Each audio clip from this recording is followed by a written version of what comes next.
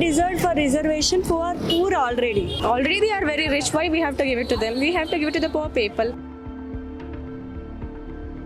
Every single one, even the poor and needy, they should also receive all the reservations. ಬೀದಿ ದೀಪದಲ್ಲಿ ಅವ್ರಿಗೆ ಏನು facilities ಸಿಕ್ಕಿರಲ್ಲ. Government ಸ್ಕೂಲಲ್ಲಿ ಓದಿರ್ತಾರೆ, ಕಾರ್ಪೊರೇಷन life यार लीड ಮಾಡ್ತಾ ಇರ್ತಾರೆ. सुप्रीम कोर्ट ने जुमे के रोज पसमानदा तबकात के अंदर अमीर और मुआशी व तालीमी तौर पर तरक्की याफ्ता खानदानों के बच्चों को रिजर्वेशन के फवाइद जारी रखने पर सवाल उठा दिया है। जस्टिस बीवी नागरत्ना और जस्टिस अजवल भुयान पर मुश्तमिल बेंच ने रिमार्क्स दिए कि अगर वालिदैन आला ओहदों जैसे IAS अफसर हों तो इनके बच्चों को रिजर्वेशन का फायदा क्यों मिलना चाहिए। अदालत ने कहा कि तालीमी और मुआशी तरक्की के बाद समाजी तौर पर भी आगे बढ़ने का अमल मुकम्मल हो जाता है, इसीलिए ऐसे हालात में रिजर्वेशन बरकरार रहना मुनासिब नहीं। ये रिमार्क्स इस वक्त दिए गए जब अदालत एक ऐसी दरख्वास्त की समाअत कर रही थी जिसमें कर्नाटका हाई कोर्ट के फैसले को चैलेंज किया गया था। हाई कोर्ट ने ऐसे उम्मीदवार को रिजर्वेशन से खारिज करने के फैसले को बरकरार रखा था जिसके वालिदैन सरकारी मुलाजिमीन हैं। बेंच ने कहा कि अगर दोनों वालिदैन IAS अफसर हों तो इनके बच्चों को रिजर्वेशन क्यों दिया जाए, क्योंकि तालीमी और मुआशी तरक्की के साथ समाजी नकल व हरकत पहले ही हो चुकी होती है। अदालत ने यह भी कहा कि अगरचे इख्तिसादी तौर पर कमजोर तबका मुआशी बुनियाद पर सहूलत देता है, लेकिन समाजी और तालीमी पसमानदगी की बुनियाद पर रिजर्वेशन इन खानदानों तक नहीं पहुंचना चाहिए जो पहले ही तरक्की कर चुके हैं। इस केस में दरख्वास्त गुजार को Karnataka power transmission corporation limited में असिस्टेंट इंजीनियर के तौर पर रिजर्व कैटेगरी के तहत मुंतखब किया गया था। ताहम जिला जात और आमदनी की तस्दीकी कमेटी ने इसका जात का सर्टिफिकेट मुस्तरद कर दिया और इसे क्रीमी लेयर में शामिल करार दिया। हुकाम के मुताबिक दरख्वास्त गुजार के वालिदैन की मजमुई सालाना आमदनी 8 लाख रुपये की क्रीमी लेयर से हद से ज्यादा थी, जिसके बाद इसका कुरुबा बरादरी से ताल्लुक जाहिर करने वाला जात का सर्टिफिकेट मनसूख कर दिया गया। No, they are not deserved for reservation. So why they should not receive reservation? They are already rich, right? Who are deserved for reservation who are poor already. They are, once upon a time B.R. Ambedkar said who are poor they should go for reservation. Now who are rich they are becoming reservation. They are getting the reservation. Who are poor they are not getting the reservation. Okay, if it is in that case, so what should the government do? They should see the income, ma'am. Already they are giving the Aadhaar card link. If you type the Aadhaar card, we are getting all the details. Am I right? Yes. So they should see the details. Who are poor, they should give the reservation. Okay. That they must do. Okay, people who are rich, they should not. They should not deserve. Okay. No, I don't think they should receive reservation because even middle class people are also living here. Even poor people are living. Even they should have the rights. They have the rights, right? Why they should not receive the reservation?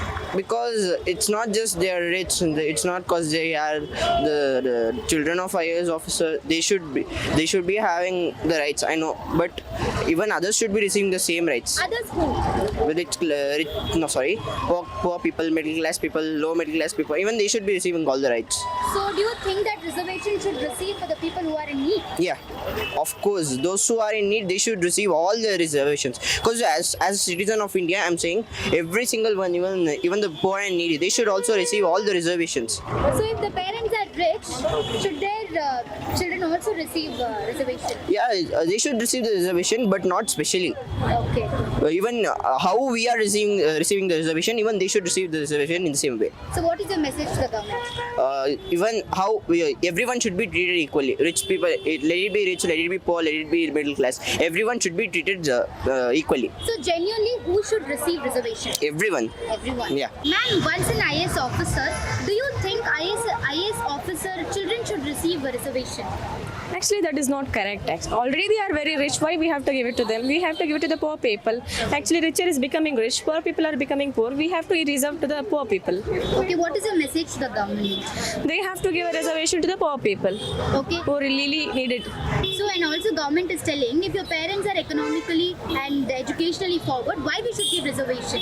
Correct. So, who are really in need, they should receive a reservation. So, what is your thought on that? My thought, they have to give to the poor people, those who are really needed. You should not give to the rich people actually, because already they are reserved. So, reservation which sector, which people should really receive? Actually, for the rich people only they are getting, not the poor people. So on the ground, so what is your opinion? They have to give to the poor people who are really needed. ಕೊಡಬಾರ್ದು. ಯಾಕೆ? ಯಾಕಂದ್ರೆ ಅವ್ರು ಫಸ್ಟೇ ಶ್ರೀಮಂತರು ಇರ್ತಾರೆ. ಈಗ ಎಷ್ಟೋ ಜನ ಓದ್ಕೊಂಡಿರ್ತಾರೆ ತಾನೆ, ಅವ್ರಿಗೆ ಕೆಲಸ ಇರಲ್ಲ. ಅಂದ್ರೆ ತುಂಬಾ ಲೋ ಕ್ಲಾಸ್ ಇಂದ ಬಂದಿರೋರಿಗೆ ಅವ್ರ ಕೆಲಸ ಸಿಗಲ್ಲ. ಚೆನ್ನಾಗಿ ಓದಿರೋರಿಗೆ ಅಂದ್ರೆ ಅವ್ರು ಶ್ರೀಮಂತರು ಅಂತ ಅವ್ರಿಗೆ ದುಡ್ಡಿನ ಮೇಲೆ ಇರೋ ಆಸೆಗೋಸ್ಕರ ಅವ್ರ ರೆಪ್ಯುಟೇಷನ್ಗೋಸ್ಕರ ಇನ್ನೂ ಹೈ ಆಗ್ತಿರೋ ಹೊರತು ಯಾರು ತುಂಬಾ ಅಂದ್ರೆ ಈ ಸ್ಲಮ್ ಆಗಿ ಇರ್ತಾರಲ್ಲ, ಅವ್ರು ಓದ್ಕೊಂಡಿರ್ತಾರೆ ತಾನೆ, ಅಂದ್ರೆ ಬೀದಿ ದೀಪದಲ್ಲಿ ಅವ್ರಿಗೆ ಏನು ಫೆಸಿಲಿಟೀಸೇ ಸಿಕ್ಕಿರಲ್ಲ. ಗೌರ್ಮೆಂಟ್ ಸ್ಕೂಲಲ್ಲಿ ಓದಿರ್ತಾರೆ, ಕಾರ್ಪೊರೇಷನ್ ಲೈಫ್ ಯಾರು ಲೀಡ್ ಮಾಡ್ತಾ ಇರ್ತಾರೆ, ಮತ್ತೆ ಅವ್ರ ಅಪ್ಪ ಇದ್ರೆ ಅಮ್ಮ ಇರಲ್ಲ, ಹಾಸ್ಟೆಲ್ ಲೈಫಲ್ಲಿ ಇರ್ತಾರೆ, ಪಿ ಜಿಲಿ ಇರ್ತಾರೆ ತಾನೆ, ಅಂಥವ್ರಿಗೆ ಆ ಥರ ಯಾವ್ದಾದ್ರು ಸಿಕ್ಕಿದ್ರೆ ಓಕೆ. ಸೊ ಗವರ್ಮೆಂಟ್ ಏನ್ ಮಾಡ್ಬೇಕು ರಿಸರ್ವೇಶನ್ ಅಲ್ಲಿ? ಅಂದ್ರೆ ಅಂಥವ್ರನ್ನ ಯಾರು ಚೆನ್ನಾಗಿ ಓದಿದ್ದಾರೆ ಗೌರ್ಮೆಂಟ್ ಸ್ಕೂಲಲ್ಲಿ ಅಂಥವ್ರು ಯಾರು ಇರ್ತಾರೆ ಅವ್ರನ್ನ ಹುಡುಕಿ, ಈ ಒಬ್ರಲ್ಲ ಇಬ್ರಲ್ಲ ಜಾಸ್ತಿ ಜನ ಇರ್ತಾರೆ, ನಮ್ಗಿಂತ ಬುದ್ಧಿವಂತರು ಇರ್ತಾರೆ, ಅಂಥವ್ರನ್ನ ಕರೆದು ಮೇಲ್ ತಂದು ಅವ್ರಿಗೆ ಎಜುಕೇಶನ್ ಗುರುತಿಸ್ಬೇಕು. ಕೂಲಿ ಮಾಡೋರು, ಆಟೋ ಓಡಿಸೋರು, ಕಾರ್ ಓಡಿಸೋ ಅವ್ರ ಮಕ್ಳಿಗೆ ಕೊಟ್ಟರು ಸ್ವಲ್ಪ ಇದಾಗ್ತದೆ, ದೇಶ ಇಂಪ್ರೂವ್ ಆದೆ. ಇವ್ರಿಗೆಲ್ಲ ಕೊಟ್ಟರೆ ಏನು ಇಂಪ್ರೂವ್ ಆಗಲ್ಲ. ಆಫೀಸರ್ ಮಕ್ಕಳಿಗೆ ರಿಸರ್ವೇಶನ್ ಕೊಡ್ಬೇಕಾ ಕೊಡಬಾರ್ದು? ಬೇಡ, ಕೊಡೇಬಾರ್ದು. ಸೊ ರಿಸರ್ವೇಶನ್ ಅಂದ್ರೆ ಏನು ಅಂತ? ಅದೇ ರಿಸರ್ವೇಶನ್ ಅಂದ್ರೆ ಏನು, ಯಾರಿಗೆ ಸಿಗ್ಬೇಕು? ಅದೇ ಕೂಲಿ ನಮ್ಮಂಥ ನಾರ್ಮಲ್ ಜನಕ್ಕೆ ಕೊಡಬೇಕು. ಕೂಲಿ ಮಾಡೋರು, ಕೆಲಸದವ್ರು ಇರ್ತಾರಲ್ಲ, ಅವರು ಎಷ್ಟು ದುಡ್ಡು ಸಂಪಾದಿಸಿ ಮಕ್ಳಿಗೆ ಓದಿಸ್ತಾರಲ್ಲ, ಅದೆಲ್ಲ ಇದು ಮಾಡಬೇಕಾಗಿತ್ತು. ಸೊ ಗವರ್ಮೆಂಟ್ಗೆ ನೀವೇನು ಹೇಳ್ತೀರಾ?